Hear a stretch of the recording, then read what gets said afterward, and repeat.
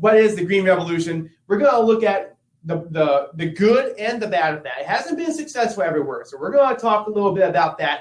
We're also going to finish up looking at some GMOs and talking about the pros and cons of GMOs. So kind of looking at an extension of what we did last week, talking about the first and second agricultural revolutions. We're going to continue to see how agriculture has changed over the last 80 or so years. So just in that sense, a quick review. The Neolithic Revolution is the same as the first agricultural revolution. It is the invention of agriculture. It's when people stopped being hunters and gatherers like we were for the majority of human history, and we started settling down and systematically cultivating the earth so that it can produce crops for us, and we can have larger populations and people can specialize in their work. And it kind of led us to where civilization is going to start to flourish and eventually to where we are today. The second agricultural revolution is going to come, with kind of just before and in conjunction with the industrial revolution. It's a major change in how we produce goods, in particular commercial agriculture, with the mechanization of agriculture. In other words, the industrial revolution kind of applied to agriculture. How do we use machines in order to enhance the amount of food we're able to produce to support larger populations? And then, well, let's see. The second agricultural revolution caused demographic changes. This is something that I'm not sure if I'll put in the last presentation, but I wanted to make mention of this, is that in, I believe it was the year 2010, 2011, about the same time as we hit 7 billion people worldwide, the world, globally, we had about 50%, more than 50% of our people on Earth living in cities. For the majority of human history, for the majority of agricultural history, people have been peasant farmers. In the United States, we finally got to where we had more than 50% of the population living in cities in around the year 1930. This is due to changes because of the agricultural revolution, the second agricultural revolution. More and more people were able to not work at a farm. They didn't have to. I didn't have to go in my backyard and grow crops to support my family. I was able to buy crops that were produced by large landowner farmers using capital goods like machines to more and more food. So that led to demographic changes. Less farms, bigger farms, less farmers. The majority of those people that used to be farmers started going to cities looking for opportunities there. It is kind of similar to, if you guys remember back in population, when you're looking at the stage 2 and 3 of the demographic transition, this is happening in that stage 2 and 3 range within the demographic transition. And then finally, in the 1900s, population continued to grow exponentially. All right, global growth rate was higher than today. Interestingly, I read an article just today where people are starting to kind of doubt the UN projections on population. I had to put that on my Facebook page for you guys. It doesn't really pertain to what we're doing here. But what I want you guys to take from this chart that I put up is this is looking at time it took for world population to double. Y'all remember doubling time from back in Unit 2, right? It's exactly that, the time it takes for population to double. And if you look here, you're looking at it took 594 years for us to get from 0.375 to 0.75 billion people. All right, now, to give you an idea, there's 7.5 billion people in the world today. This is still less than 1 billion people in 1737, right? But then it only took 206 years for us to get from 500 million to 1 billion people, okay? Then 125 years to get from 1 to 2 billion. That's pretty crazy. But here's what was happening in the mid-1900s. Just like I said in the previous slide. It only took us 76 years to get from 1.5 billion to 3 billion people. All right, so there are people today that they're going to be old at this point, but we have people alive today that were alive before the world or around the time the world hit 3 billion people. That's insane to think about when you really put it in perspective. So from 2 to 4 billion, it only took 47 years. That happened by roughly, 1980? It was what it looks like here. And so on and so forth. Now, notice that as you get here, doubling time, it gets very small because we have a ton of population growth going into this area here. As time goes on, population, or the doubling time, is going to decrease because population growth is going to start slowing down.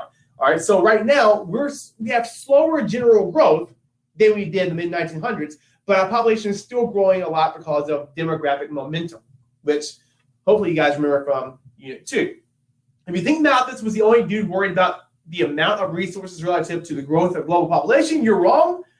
He was worried about it a lot in the 1800s, but oh my goodness gracious, I don't know if you guys have seen the Avengers yet. It's still something we think about today, right? This level of population growth and our inability to support large populations due to limited agriculture and limited resources is still something that people look at and question today, and it pops up in our popular culture, just like we see with my boy Thanos in the Avengers. Let me look at this question.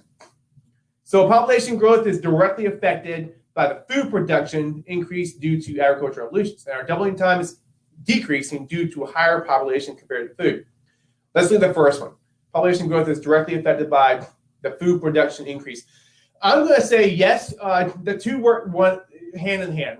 Anytime historically you see where there's surplus food, like for example, if you're looking at the dawn of civilization in Mesopotamia and Egypt and Indus Valley, these populations were able to grow because people had more food to eat. It's like this. When you're looking at the stage 2 of the demographic transition model, when you have more and more people living to be older, okay, so birth rates never increase, ever. Birth rates never, ever increase historically. They only go down, all right? But death rates decrease, starting with stage 2 and 3 of the demographic transition model. The reason why death rates start to decrease is because largely of more food because of these agricultural revolutions. So the reason why population started to spike in conjunction with the industrial, or in other words, second agricultural revolution, is because there was more food for people to eat and they're not dying as fast. All right. So yeah, I would say that those two things go hand in hand. Doubling time is decreasing due to higher population compared to food. No. The reason why doubling time is decreasing is because as a planet, we are globally, and I don't like to use this example, but it fits. Globally, we are basically in stage 3 as a planet on the demographic transition model. Now, to go back and look at that, what's happening when you have countries that are beginning to become more developed, they start having less kids because they realize those kids are going to live longer. And it gets really, really, really hard to support those kids. One, in urban settings, which is where most people are moving. And two, if you want to have decent livelihood, you don't want to have 5 kids because that's 5 kids colleges, that's 5 kids food to eat, that's 5 kids toys, so on and so forth. So that's the reason why doubling time is starting to slow down, is because according to UN projections, in 2050, we're going to have about 9 billion people. And 2100, if things don't change based on UN projections, we're going to have about 11 billion people on Earth. And then most statisticians and most demographers say that population will start actually decreasing about that time, because more and more of the world will be essentially living in a developed country. All right. So does that answer your question? I hope. All right. So this one here is Paul Ehrlich. Again, looking kind of at a crossover with Unit 2 here. Ehrlich wrote the book, The Population Bomb. And he was concerned because he looks at a country like India that's super poor in the 1960s or so. And he says the population there is growing rapidly, really, really fast. What the heck? How are they going to be able to support themselves with the amount of food they're currently producing? And so it's very, very Malthusian. And Paul Ehrlich was saying things like, hey, we're going to have like 100 million people, or some unbelievable amount of people, especially in India, are going to die due to basically starvation, essentially the same natural checks in a way that Malthus was talking about. And so people like Ehrlich realized the worst growth was occurring in regions that were already poor, like India. Population growth was also happening in the United States. I want to point that out. But the poorest places were the main concern here. Here's what Ehrlich said. I got a question I'm going to answer in just a minute. The population bomb says, or he says in the population bomb, in the 1970s and 1980s, hundreds of millions of people will starve to death in spite of any crash programs embarked upon now. India couldn't possibly feed 200 million more people in 1980. So very, very much a neo-Malthusian. He was kind of the leader of the pack in the 1900s for those who agreed with Malthus's predictions ultimately. Let's look at this question real quick. How does agricultural revolution occur? Is it a gradual process, or does it occur in a short amount of time? Well, one of the things that I mentioned last week is, let me go ahead and hit the button here, is that a revolution really essentially is a sudden drastic change. Now, the agricultural revolutions that we're looking at, especially Neolithic, it didn't happen suddenly by our standards. It happened over a course of several thousand years. But if you look at the fact that human history, modern humans go back about 200,000 years, and for most of that time we were hunter-gatherers, a couple of thousand years really isn't that much time. So yes and no, revolutions can take a long time by our standards, but usually you think about it as something that happens in a relatively short amount of time in the grand scheme of things. The agricultural revolution, you could say, kind of started around 1700 and lasts until about 1850.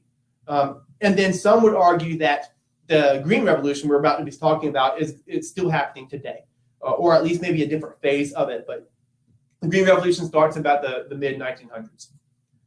So, so Ehrlich here was very much a team pessimist. When I wrote this here, still Ehrlich, I think. Yeah. When I wrote Population Bomb in 1968, there were 3.5 billion people. Since then, we've added another 2.8, more than the total population, 2 billion, when I was born in 1932. So that's Ehrlich breaking it down. But here's the problem, Mr. Ehrlich. Norman Borlaug. Booyah. Norman Borlaug. He is known as the father of the Green Revolution. He was a scientist. Okay, and he was young and ambitious and super gung-ho about solving the world's problems. And one of the main things he wanted to do was solve hunger issues in some of the most poor places. And he has a PhD in plant pathology. He goes into Mexico and he starts looking at Mexican farmers and trying to help Mexican farmers. And they're like, "Wow, who is this guy? He doesn't know what he's doing." And he was very, very determined to help out. And through research and growing and a lot of hard work, he ends up creating a super strand of wheat that is susceptible to a lot of the harsh conditions that were keeping yields low for farmers in Mexico. What the heck is a yield? All right, so if something yields a lot of food, that means it produces a lot of food. So what we're looking at here for yields is that's the agricultural term for how much of a product you're able to produce in agriculture. So yields were low. That meant they weren't growing enough food to support the population. They struggled against disease and famine of their crops. So their crops were disease prone and famine was happening and they weren't able to feed themselves. They didn't have enough food. Borlaug's goal was to create wheat that could resist the diseases. If they can resist disease, that means it's going to grow more. There's going to be more products, going to be higher yields. So he ends up crossbreeding several wheat varieties to produce a form of wheat that could produce high yields in a range of different conditions. All right. Now, I'm not a scientist. All right. So I can't really get into the really deep details about what he's doing here. You don't need to know that. All right. Because what you're looking at is, again, like I say in every presentation, the spatial perspective. You want to see how this ends up helping people across the globe. One of the problems that he ran into right off the bat is that the new wheat that he was able to grow, it was so productive that the wheat would actually make the whole plant fall over. And if the plant falls over, then the yields are wasted. So in order to further help the Mexicans with their agriculture of wheat, he ends up further crossing it with a dwarf wheat plant that I believe was from Indonesia in order to make the wheat stalks just as bushy, but also super short so that the wind wouldn't knock them down. And it was an overwhelming success. The work in Mexico not only had profound impact on Dr. Borlaug's life and philosophy of agriculture, research, and development, but also on agricultural production, first in Mexico and later in many other parts of the world. It was on the research stations and farmers' fields of Mexico that Dr. Borlaug developed successive generations of wheat varieties with broad and stable disease resistance, broad adaptation to growing conditions across many degrees of latitude, and with exceedingly high yield potential. What I wanted you guys to get from that quote right there is that they could grow in all kinds of places, some hot, some a little bit cooler. It could be in dry places. They still need water, but they're somewhat drought resistant and adaptive to growing conditions of all kinds. They also are resistant of diseases and grow more yields. So kind of a big deal. Borlaug won the Nobel Peace Prize for his work in 1970, having essentially saved the lives that Ehrlich was sure would perish due to the discrepancy between population growth and low food production in the 1960s. So you got to think about this for a second. In the same way that we were able to, as human beings, find creative ways to prove Malthus wrong, we did it again with the Green Revolution. This time, not with the way we produce, using things like machines and new crop rotation techniques and better seeding and all this stuff, but we actually use scientists, really, and crossbreeding as a way of doing this. So this process is known as hybridization. One thing that I really want you guys to know is that a selective breeding and things like this isn't anything new. All right, so what the Green Revolution does is it looks at things that we were kind of doing for the entire time that agriculture was going on, and it really, these scientists are able to do it in ways that are way faster and with way more, I guess, precision. I'll show you what I mean in a second. Mexico, Pakistan, India, these are places that greatly increased their food production as a result of Norman Borlaug's work. Mexico becomes they go from having to import wheat and food to actually exporting it on their own. India, same thing. I might have that in here. I don't. You need to know that Mexico and India and Pakistan really benefited from this. India in particular, their population is still growing. They're going to overtake China's population over time, but they're now able to produce enough food to sustain that without all the death and despair and gnashing of teeth that what's his face, Ehrlich was talking about. The Green Revolution was more than just high yield crops, though. Okay, it still required fertilizer, right? It also still required pesticides, and it still required good irrigation. So this stuff, these new seeds might be resistant to some of these conditions, but it's not impervious to them. In order for countries to benefit from them, they need good infrastructure. Y'all, this is important. What we're going to do, we're not close to done, but I want to take a minute to talk about why this didn't work for everyone. And when we talk about infrastructure, just to make sure everybody knows it, and we don't have someone that I'm not going to assume you guys know what this word means, but you need to know, especially for coming units, is the basic physical and organizational structures and facilities, buildings, roads, power supplies needed for operation of a society or enterprise. In other words, railroads, roads in general, buildings. These are things that we talk about when we talk about infrastructure. So if you've got crappy infrastructure and terrible roads and no railroads, how in the world are you going to get fertilizer, pesticides, and good irrigation? See where I'm going with this? So if you look at a couple of maps, this right here is this is India 1909 general map of railways, and you can see that's pretty extensive. Does anybody know why India has so many railways in 1909?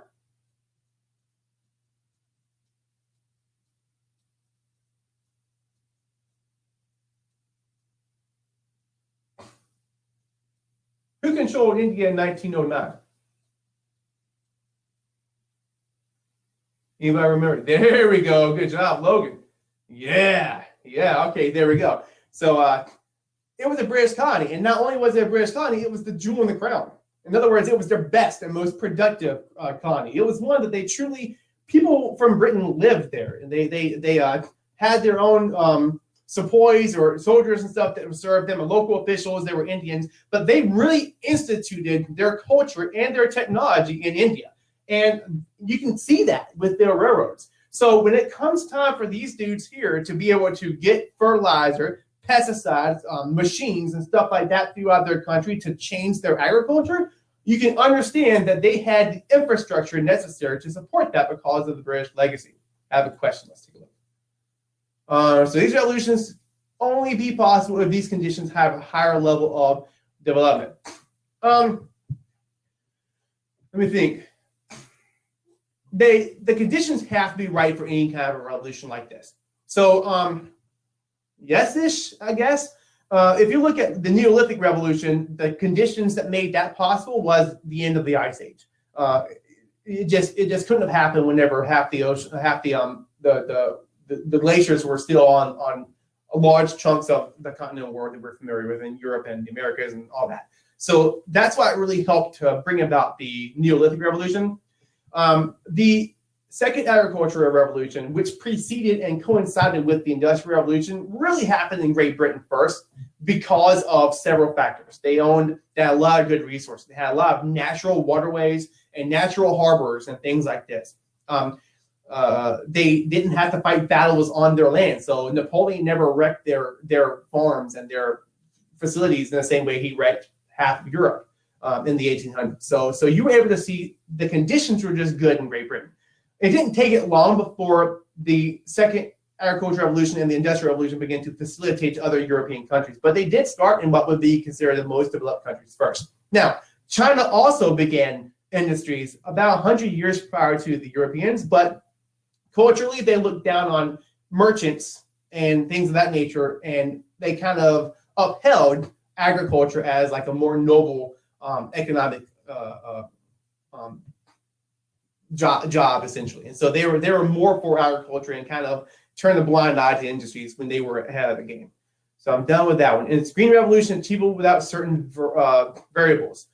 Well, the green revolution was something that was started essentially by scientists in developed countries. So yes, but the reason why it was able to be effective in some of the poorest countries was because of good infrastructure, as I'm showing you here with India, as well as, I'm sorry, I meant to like I was answering that.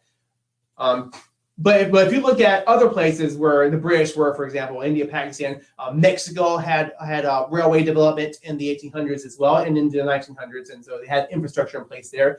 Africa, no roads, no railroads, no irrigation, water shortages, etc. All right, and when I say water shortages, like they literally don't have enough water. Right? There's a shortage of actual fresh water in many African countries, and many of them are landlocked. The borders are superficially drawn by Europeans. All these different issues kind of fed them into not having the right conditions, as we were just talking about, for the green revolution to be effective in these countries. So it can't even transport tools, capital goods. When we talk about capital, remember we're talking about the investments that people are able to make. You got to be relatively well off in order to invest in capital or capital goods, in this case, like the machinery required to do the agriculture. Here is Africa's major roads and railway network. So you're looking at a lot of things here. The main thing, though, is that the red and the black lines represent roads and railroads. And for Africa to be so extensive as it is, you're not looking at one country, you're looking at the continent as a whole. And you can see the places that have the most are going to be the places that are most urbanized. But a lot of people in Africa still live in rural areas and support themselves through subsistence agriculture. And they're not able to invest in green revolution technology. And if they did, how would they get all the machines and the irrigation and things like that they need in order to be successful? The Green Revolution encouraged the transfer of mechanical technology as well. Machinery such as tractors, tillers, broadcast seeders, and the grain carts were introduced to the beneficiaries of Green Revolution. I think I got that quote, if I remember correctly, from Rubenstein, the Cultural Landscape book. How can a country benefit from all of this if they can't get it to the farmers? And so that's the problem that we had in Africa. That's the reason why. And that's what you need to remember if you don't write anything else down. You know that India, Pakistan, Mexico, these are places where the Green Revolution were helpful. Parts of East Asia, Green Revolution is helpful. But if you're looking at Africa, which is where today we have the highest natural increase rates in the world, and where they say over the next 100 years, you're going to see the most population growth collectively, how in the world are we going to help them? Because the Green Revolution has failed in those regions. Also, hybrid seeds require more fertilizer, as I just mentioned, but fertilizer was made using fossil fuels. All right, there's a big chunk of text in Rubenstein talking about that as well. And they were too expensive for many LDCs, kind of coinciding with what we were just not talking about. Let me get this out of the way. Fuel costs are too high to run machinery needed for producing hybrid crops. So again, that's the reason why places like Africa struggles with Green Revolution. Another issue with Africa is this issue of limited farmland. All right, so you guys may or may not have heard of desertification, but this word means that there is an expansion of desert in Africa. And it's one of the most endangered areas of desertification. In fact, the Saharan desert is literally growing by an impressive amount. I can't tell you how many miles or whatever it expands a year or whatever it is, but I mean it's growing at impressive rates. You can see that the places in red are the ones that are it says very high risk of desertification that's happening along the Mediterranean coast, as well as this Sahel region just kind of to the south of the Saharan desert. So another reason for this is because of overgrazing. A lot of the people here, we're going to talk about agricultural regions next week, by the way. And one of the things we're going to talk about is nomadic herders. There's a lot of people that practice nomadic herding in this region here. And when they do that, that means they're walking animals around again and again and again, looking for grazing land for their animals. Well, overgrazing has helped to proliferate or spread even more rapidly this desertification we're talking about. So not only are you looking at bad infrastructure, but you're also looking at limited farmland and limited water. There's that map blown up so you can see it a little bit better. I forgot that put it in there. So this area here, these are rainforests, and then for the most part, there's low risk of desertification, but you can definitely see that that's a big deal. So biotechnology. By the way, I saw that if the AP Bio group was talking about biotechnology this week. So if you're taking AP Biology, I don't know how in the world you can do both, but if you are, you might want to tune into that. But biotechnology is the use of genetically altered crops in agriculture and DNA manipulation in livestock in order to increase production. All right. So what we're looking at here with biotech is kind of like what Borlaug was doing when he's making these hybrid seeds.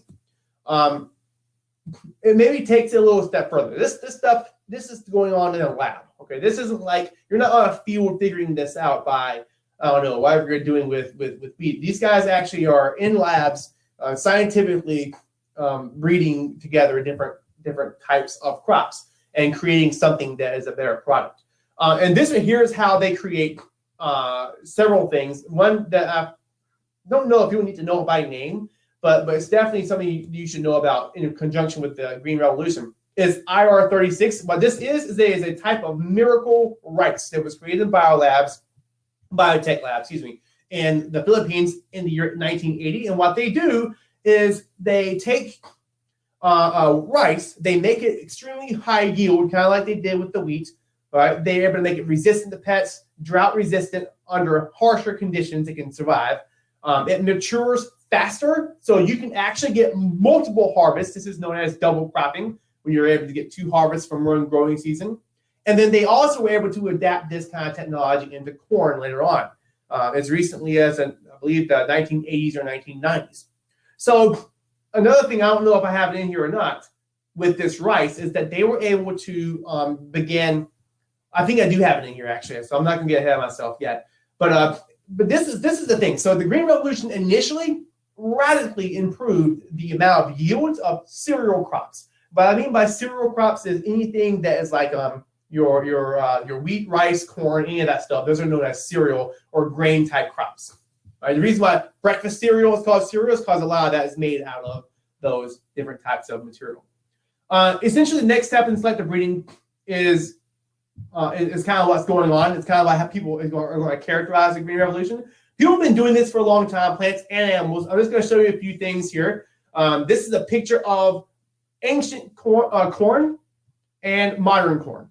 It didn't just happen overnight accidentally. This happened because of people selectively breeding corn over the course of 10,000 years, however long corn has been a thing. Probably not quite that long, but pretty close to it. Here's other pictures that show you've got natural variation that would occur in wild populations of any crop, really, of any animal. When people start to cultivate, and we talked last week about the word cultivate means to care for or to grow it on your own.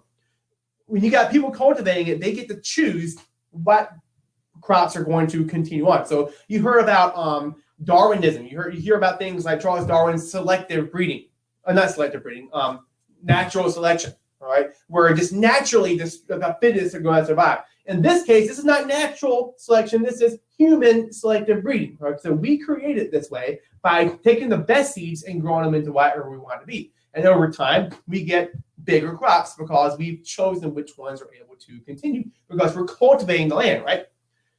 This is ancient wheat. This is super modern wheat, hybridized and bred. You can see how much bigger and how much higher yields they are able to produce. I don't know if you guys ever seen people beating wheat on like the road or something like that with these tools or whatever they use, and this is called threshing, and they were able to separate the heads or the stalks of wheat, and then they're to, I don't know, grind it up to make flour and stuff you make bread out of. Rude. Did I say something rude?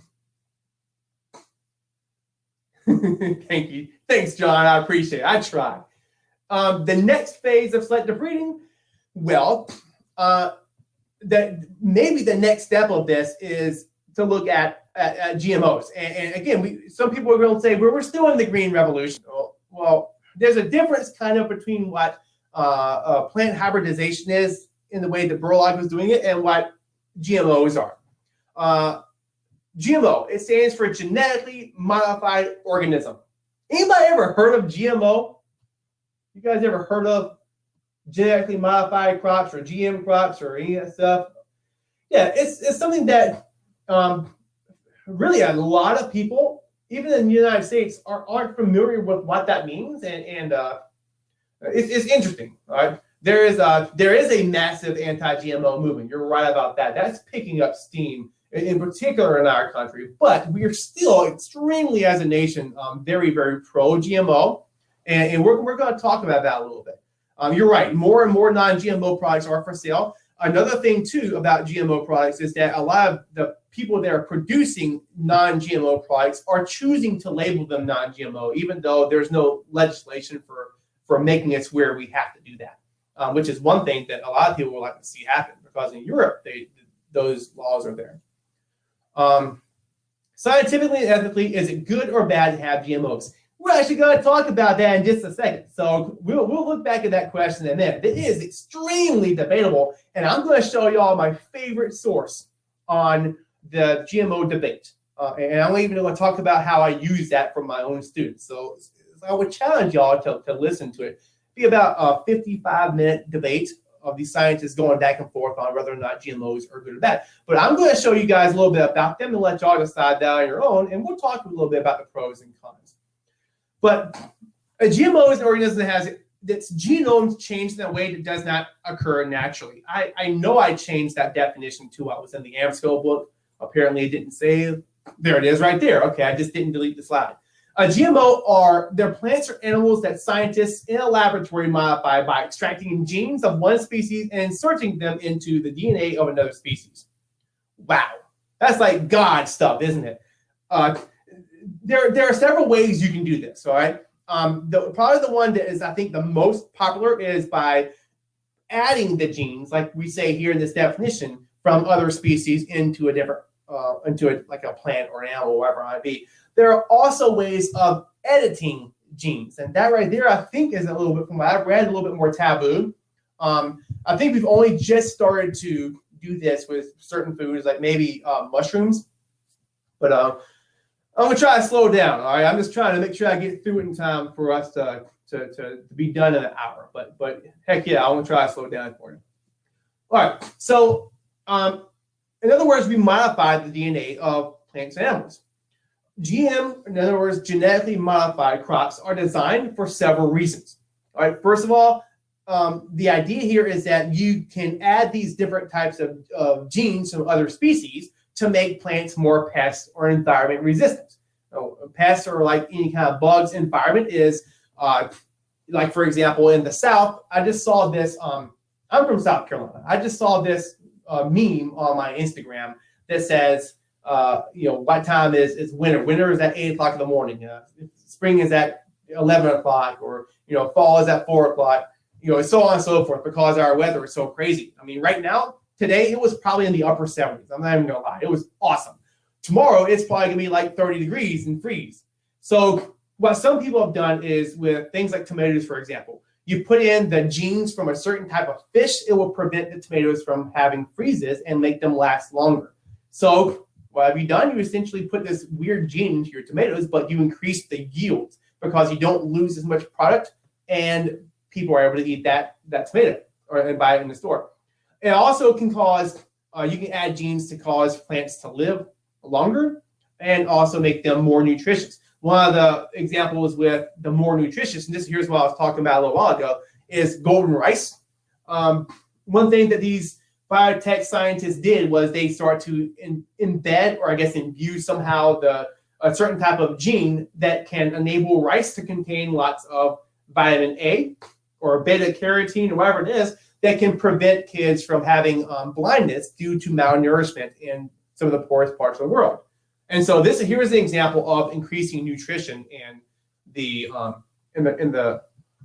food. Mushrooms that don't go brown could soon be on sale thanks to a loophole in GM food regulations. I found this article just yesterday. It's from 2016, and there's a snip from the article. It says the edited mushrooms can stay on shelves for longer and don't need to be handled as delicately as regular strains, reducing waste and saving money for consumers, farmers, and retailers. Any of you guys know that we were editing the genetic makeup of mushrooms in 2016? I didn't know. So anyway, we're going to talk about the implications in a minute. And here's another example, the papaya. There's a disease that it gets called ring spot virus that makes it look ugly. Who wants to eat that? Right? But you can actually buy a GMO papaya that is resistant to that virus so that it looks pretty. You're probably more likely to pick up a pretty one in the store, aren't you? So there's not really a necessity for getting rid of the ring spot virus. From what I understand, it doesn't really affect the fruit at all. But you can get one that doesn't have nasty spots. People might be more likely to buy it. So there is a commercial side to this as well. We've got a question. Are any of y'all or all GMOs unhealthy and harmful? Dylan, that is part of the debate. When you look at what scientists are going to say about it, they're going to say no. They're tested. They're perfectly safe. It's not going to hurt anything in terms of if humans consume them. But there are plenty of people that disagree with that. For example, in Europe, they won't buy GM crops. They just don't do it. They're like, we want to take things as organic as we can possibly get. There are some people that say, well, we can do GM and organic, and yeah, but nobody wants to modify their plant in that way in certain parts of the world. And so the United States, honestly, we can live our lives and not know that we're eating GM crops because it's so accepted here. But in other parts of the world, in other parts of the developed world, it is not. And so thank you there. Yeah, Alex, that's right. It's exactly right. And sometimes you'll hear people use the word GM for genetic modification. So you definitely want to know both. GMO tomatoes. I'm going to read a little bit of this because it's hard to see. But hang on, I'm done answering this. So I'll put that there. Why is a GMO tomato? A GMO tomato is genetically modified fruit using genetic engineering to ensure longer shelf life. So in other words, you can sell more of it. They're going to not go bad so fast. How are GMO tomatoes used? Tomatoes are used to attract customers to grocery stores and also to feed our growing population. GM tomatoes are injected with different genes, including fish genes, which I just told you about, and so on and so forth. Drought tolerance. Let's see, that's a con. I'm not sure why that would be a con. Pros of GMOs: increased food supply. GMO tomatoes resist antibiotic, whatever that says, and increased pest and disease resistance. So there are some kind of good associated with it. There's also some negative as well. This one here, I followed Chris Harria's workout YouTube channel, and I was watching a video about why he eats the other day, and he's talking about how he just a video. It's like 8 or 9 minutes long about why he buys some grocery and why he eats. And he has this giant onion, y'all. It's honest to God, probably the biggest single onion I've ever seen in my life. And people like in the comments, they're just going on and on about this giant onion. And this guy says, dude, I'm so shocked. I knew everything in the U.S. was big cars, big house. But look at this onion. It's like 3 times bigger than those I buy in France. It's crazy. Dude down here says GMO. I mean, it's no. They don't know what we have here in the United States. Are GMOs, we got a question. Are GMOs viable for countries within the semi-periphery? That's part of what they are designed for. Okay, that's part of the debate. That's part of the good side of the debate. See, scientists are saying we are able to turn around some of the hunger that's happening in some of the poorest parts, in particular in Africa, by using GM crops because it can help them to not have to use a lot of the fertilizers and pesticides and things like that that are usually associated with green revolution. So, by the way, what we mean by semi-periphery and periphery is the periphery states are going to be the poorest countries on Earth, the ones that are outside of the global core. And the semi-periphery would be usually something like a stage 3 country in demographic transition, like maybe Mexico or Southeast Asia or the Middle East. If we got rid of GMOs, they would still be able to support the demand for food. Proponents against GMOs would absolutely say yes, they can, and so that's again part of the debate. People that say that they're pro GMO are like, well, this is one way we could easily kind of fix, maybe the next step to fixing the Malthus issue, the Malthus problem, and some of these places where agriculture hasn't, I guess, where Green Revolution wasn't so successful. But I forgot to hit the little button. But people that are against GMOs, absolutely, they say there are things we can do to still produce enough food to support us even without using the GM crops. So it's just really just depends on how you look at it. GMOs are lauded by supporters as the next possible end of hunger, as I just said, and the next phase of human modification of agriculture to solve the world's problem versus food production. By the way, when we talk about GMOs applied to vegetables, cotton, soybeans, any of that stuff, it can also, there's medicinal purposes. Insulin is used for using GMOs. That's really good. You know anyone who's diabetic, chances are they're using some form of GM in their insulin. Cotton is clothes. We're not going to eat that, so it can't kill us, right? It can produce more cotton to help us have cheaper clothes at Walmart or wherever else we go and buy our clothes. Lauded, that means they are celebrated. Or I have a question here. Lauded means that it's going to be celebrated by supporters, or they're going to say that this is the reason why we need to use them. So essentially, again, you might have more food, less waste. Tomatoes don't freeze because of the fish gene, whatever it might be. Corn increasingly is used in fuel production. So you guys ever heard of ethanol fuel? Well, that is created by corn. In fact, the majority of the corn that we grow in the United States is grown for animal feed. A lot of it is grown for ethanol, and we probably eat less than either one of the two of those. We can grow corn, in circumstances, I guess any GM crop, in circumstances that reduce the need of some fertilizers and pesticides. Hey, real quick, that right there is also debatable, because some of the people against GM crops argue that, in fact, some of your biotech companies like Monsanto, which is probably the biggest name, they have their hands in all kinds of things related to agribusiness, which is when one company might control a lot of different parts of the agricultural process. And that's part of the debate, is that if you have large companies like Monsanto that say, hey, we have these GM crops you guys can use. Oh, but we also have Roundup, which is their thing. It is an herbicide to kill weeds, and they will make their GM crops resistant to Roundup. So you can spray the heck out of your crops with herbicide, all right, kill all the weeds and get high yields from GM crops without affecting the product. The problem is people don't want to have to eat crops that have been sucking up Roundup all this time. Monsanto controls soybean industries. Monsanto has a lot of say in that, absolutely, because if you eat soybeans or corn in the United States, odds are it is absolutely a GM crop, whether you like it or not. And you probably didn't know that, but that's the God's honest truth. Here, we got a question. So don't some GMOs require certain chemicals to unlock the traits so that unwanted hybrids don't happen? I honestly don't know the answer to that question, but that is one thing. In particular, my boy Bill Nye used to be kind of anti-GMO. Now, he's recently switched his allegiance in favor of GM crops, just to let you know.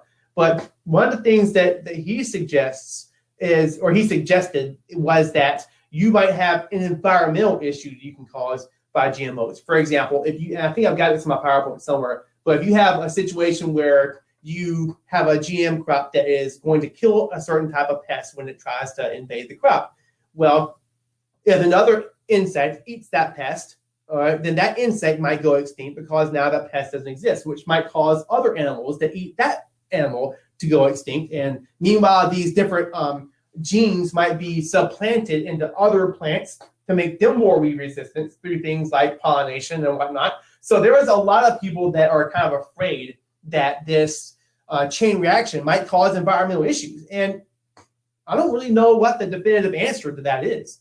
So really, a lot of people are going to say, we know beyond any shadow of a doubt that GM crops are healthy for people to consume. We might not be as sure about the whole environmental disaster side of it. And maybe we need more time. Who knows? In the United States, if you eat soybeans or corn, it's most certainly GM. I just mentioned that. Problems with GM crops include things like health problems, perhaps, may reduce the effectiveness of antibiotics. If you take antibiotics, they may not work as well. There are studies that suggest that maybe that's true, and some that might say maybe not. I had a neighbor just next door to me who is got the disease where you can't eat glutens. Okay, so he has to eat everything gluten free. He also tries his hardest to eat everything organic, specifically to stay away from GM crops. Because when I was talking to him about it, he's like, I don't know what all this stuff is and how it might affect my health, but I feel healthier, like I can breathe better and not have the issues with when I eat regular organic food.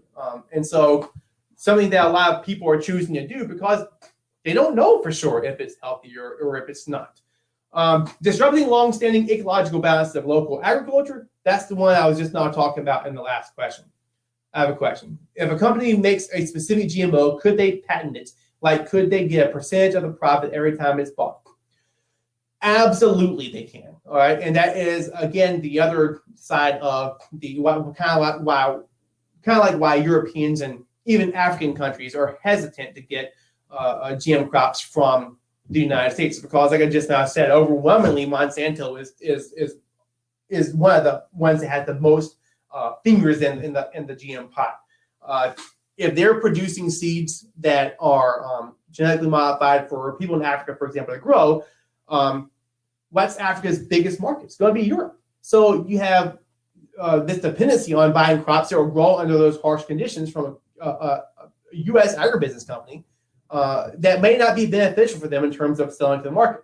Another thing, too, is that Africans are kind of afraid that that Monsanto and other companies would have the ability to create a terminator gene. This is in the Rubenstein book, something that would prevent them from being able to take the seeds from the crop and replant them, meaning they would have to continually buy from U.S. agribusiness companies again and again, which is definitely something that that could possibly happen, even though we say that's not going to happen. There's no way of knowing it. So people that are against GM crops would say that it would cause us to be more dependent on the United States for those to be supplied.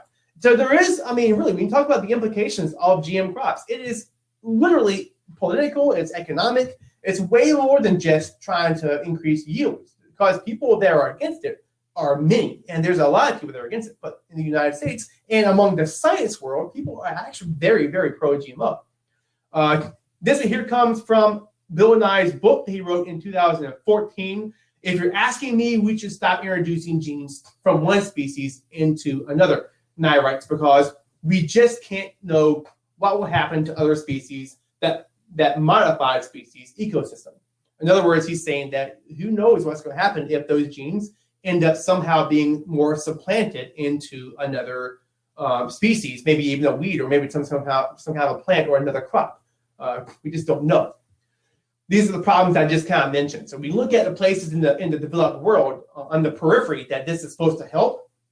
It may not be as helpful as you think when you look at things like how they might benefit or not benefit from GM crops.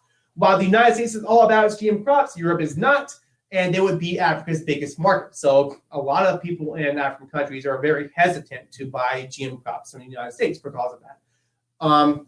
Also, because of the power that companies like Monsanto would have on the sale of GM crops, it would create a dependency on the United States. The debate continues, and it has implications for you guys. And that's the reason why we're talking about it in geography. If you ask, or I guess ask yourself, how much of this stuff did you guys know about GMs before you took AP Human Geography? And if you're just hearing about it right now from me, you're going to hear some more of this most likely in your class discussions, because it's a big part of agriculture today. It has implications for all of us.